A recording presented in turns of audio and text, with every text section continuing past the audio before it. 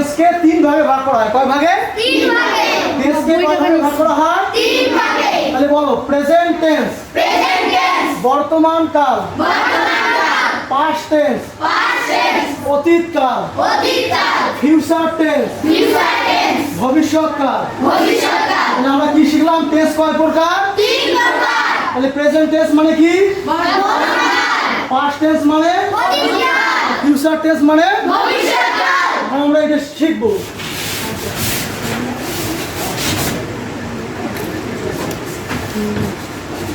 Tense তিন প্রকার, বা টেন্স প্রধানত আরো ভালো হয়। টেন্স প্রধানত তিন প্রকার। কয় প্রকার? তিন প্রকার। তিন প্রকার। এক নম্বর হচ্ছে প্রেজেন্ট টেন্স। কি tense? Present tense, PRESENT, present. Tense, present tense মানে কি? বর্তমান কাল, বর্তমান কাল, কাল। আর পাস্ট টেন্স মানে কি? অতীত কাল, পাস্ট টেন্স মানে অতীত কাল, অতীত কাল।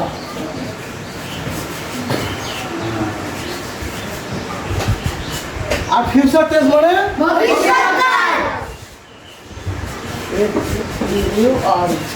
Future tense.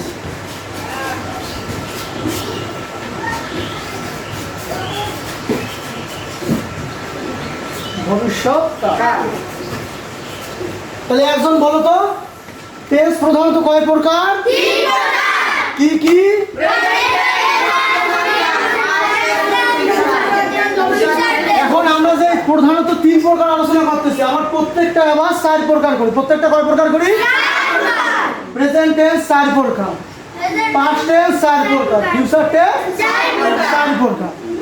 এখন এই চার প্রকার কি কি, এইটা আমরা একটু আলোচনা করব। ঠিক আছে? দেখো, তোমাদের জায়গায় একটু ব্ল্যাকবোর্ডে শর্ট তো, এগুলো মুছে যাচ্ছে।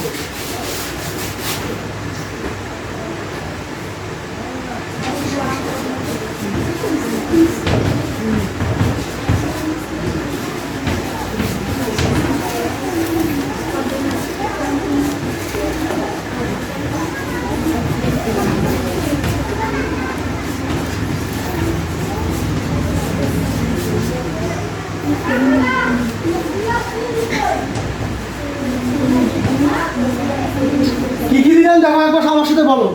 একটা হচ্ছে ইনডিফিনিট, একটা আছে কন্টিনিউয়াস, একটা আছে পারফেক্ট, আর একটা আছে পারফেক্ট কন্টিনিউয়াস।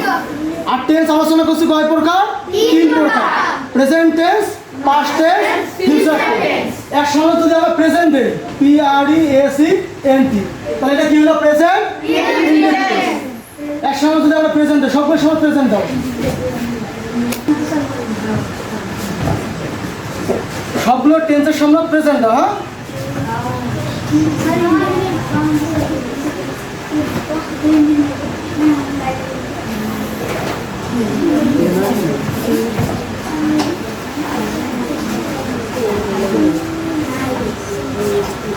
তাহলে দেখো,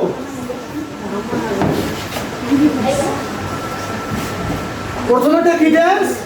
প্রেজেন্ট ইনডেফিনিট টেন্স, INDEFINIT। ঠিক আছে? সবগুলো টেন্সের সামনে আমরা কি যুক্ত করলাম? প্রেজেন্ট। তাহলে প্রেজেন্ট যুক্ত করার কারণে কি হলো? Present indefinite. দ্বিতীয়টা হলো present continuous, present perfect, present perfect continuous.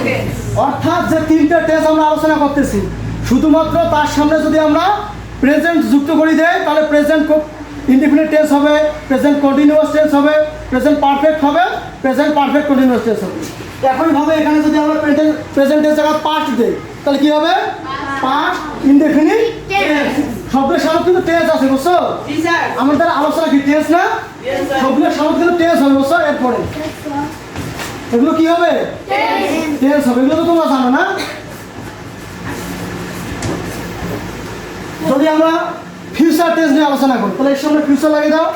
তাহলে future indefinite tense, future continuous tense, future perfect tense, future perfect continuous tense. তাহলে আমরা কি সহজভাবে শিখলাম? একটা টেন্স দিয়ে আমরা কটা টেন্স শিখবো? চারটে। মোটে 3 এর সাইডে 12টা। ঠিক আছে?